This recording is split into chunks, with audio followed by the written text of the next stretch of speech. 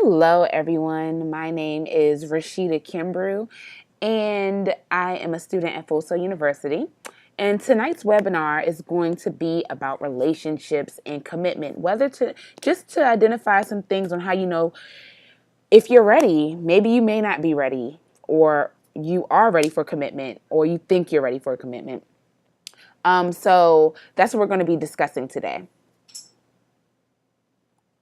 So, according to the Gallup poll, 73% of Americans under age 45 believe that commitment and life spent with one partner is not only unusual, but they find it unnecessary.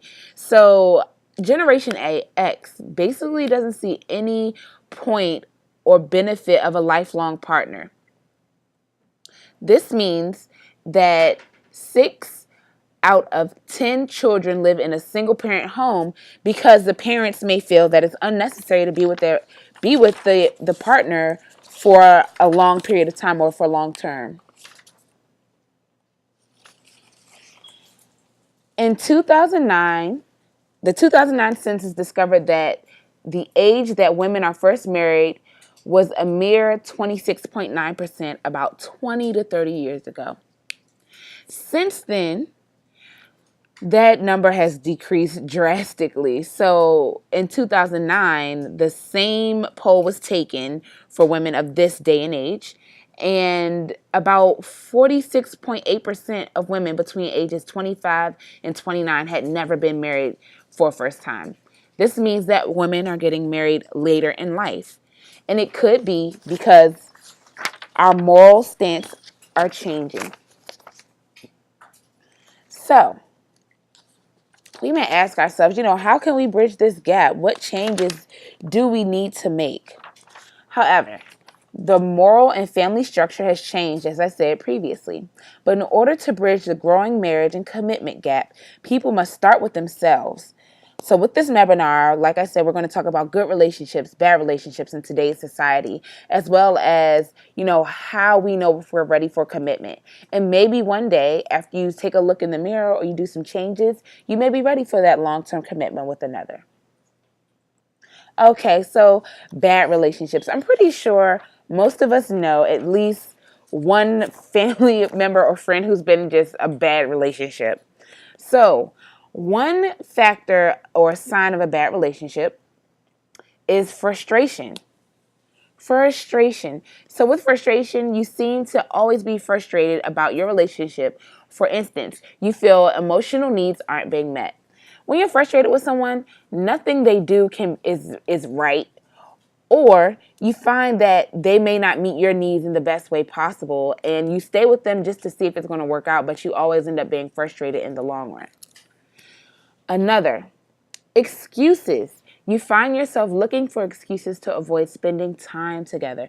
This is really interesting to me because normally when you're in a relationship, you don't mind spending time with the person. That's how you communicate. That's how you learn one another. It's just being around them. But if you're making excuses just to spend time together and continue the intimacy or just getting to know the other person, that's a big one. I'm sorry. The next one is just a compromise of beliefs. I think this one is really, really important because you never want to lose yourself in a relationship.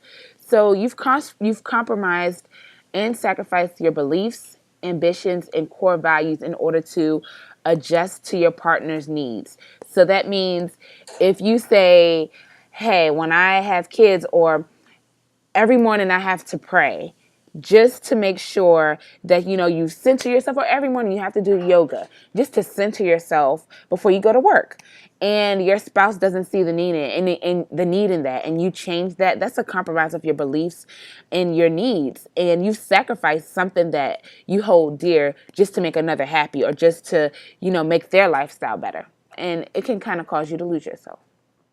The other is disconnect. So you've distanced yourself or totally disconnected from former friends and or family members to accommodate your partner in your life. This is a big one. Normally when isolation occurs, you don't allow for any room to breathe or to see other perspectives of points of views, and you aren't growing in the relationships that you have with other people. So you kind of become isolated, and you don't get the nurturing that you may need from other relationships, and you can't really get that good balance that you once had from family and friends, and you're only getting it from the other person. And this is when, ideas, minds, perspectives can become clouded because all you are receiving is conversation or interactions from one person. So this isn't good either. And the last one is lack of appreciation. People need to feel appreciated when in any commitment or partnership. So in this one, you just feel like your partner doesn't appreciate anything you do or have achieved in life and is trying to undermine you in every step of the way. This one is important just because you feel like your partner is a crab in the barrel. You climb up, they pull you back. You climb up further, they pull you back a little bit further. So they hold you back from achieving goals, aspirations, doing things that you may have wanted to do in the past, certain plans that may have made. Say you wanted to go to Cabo and you don't because they're holding you back from that dream or that idea, or even hanging out with friends. So the lack of appreciation is important, and you need to feel appreciated in a relationship or a commitment. And on to good relationships. On the bright side, we can talk about good relationships. I think this is just important to know, so you know where you may be or where you need to be, or just evaluating commitments or relationships that you may be in right now. So the first one is games. No games are being played. Two, consensus. Everyone is on the same page. They understand one another. They're on a mutual agreement, and they have a mutual understanding. Three, communication. Communication is big with any relationship, whether it be a mom and dad, siblings, friends, bosses, and coworkers. Communication must happen to make any relationship work. So with communication, the line of communication is always open, honest, and clear. So there's always understanding. Deeds. Loving deeds consistently reinforce loving words. So with deeds, your actions and the words they always coincide. They always match up. So if someone says they care about you and they hear you say, "Oh, I need new work shoes because, mine are getting worn out and I've put all my money toward my bills this month." And they have the money. They may give you a few extra dollars just to go get those new pairs of work shoes because they care about you and they say they care about you. So their actions will follow suit. Another key point in any good relationship is honesty. Honesty, vulnerability, and presence are held sacred. So there's a mutual understanding that you have to be honest and you have to communicate within any good relationship. Another one is healthy. There's a healthy blend of freedom and teamwork. So, in any healthy relationship, you have the parameters to act freely and express yourself freely in any good relationship. Growth. When it comes to growth, personal growth is embraced, celebrated, and shared. So just like we spoke about the lack of appreciation and being a crab in a barrel, when you are in a healthy commitment or partnership with someone, growth is always going to be evident. You should be learning from the relationship you're in. The other person should be pushing you to meet your goals and live up to your full potential. Outsiders. This is a big one, and I think I hear most guys talk about this one is outsiders aren't calling the shots. You don't have people constantly criticizing the relationship or telling you what you need to do in your relationship. The relationship decisions are met by the people who are in the relationship, both the parties, just two parties, not 3, 4, or 5, but just two. And now we get to the good stuff. How to know if you're truly ready for a commitment. How to know if you're ready for a commitment. So the first one, I'm sorry, I don't know if you aren't ready. The first one is that you're unhappy. If you aren't happy on your own, then no one else will be able to make you happy while living up to expectations. A lot of the times when you're unhappy, you make these really, really, really, really high expectations that you expect someone to be able to meet. And because they may, embody a perfect person, they will never get met. So you'll always be unhappy. So you may have unrealistic expectations, and you're going to be expecting to get all your happiness from the other person, which is not good. If you can't be happy on your own, you just shouldn't be in a relationship.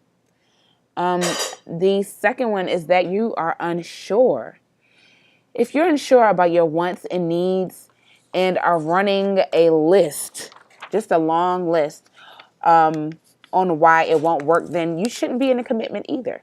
So you need to be sure about what you want, and you need to be sure about what you need. So that way, when you are in a commitment, the person who you're in a commitment with is able to meet those needs, and they're able to give you what you want, and you're able to say, hey, this is what I want and this is what I need right now. If you're unsure, then it just won't work. I think this one is a big one, is just major trust issues. You need to take some time to heal. If you have trust issues, you need to take some time to cry it out. Take some time to heal. Take some time to figure out what bothers you and what makes you tick, what's going on with you, and why you don't trust. The fourth one is desperation. You just feel that you need to be in a relationship. Your happiness shouldn't rely on whether you're in a relationship or not.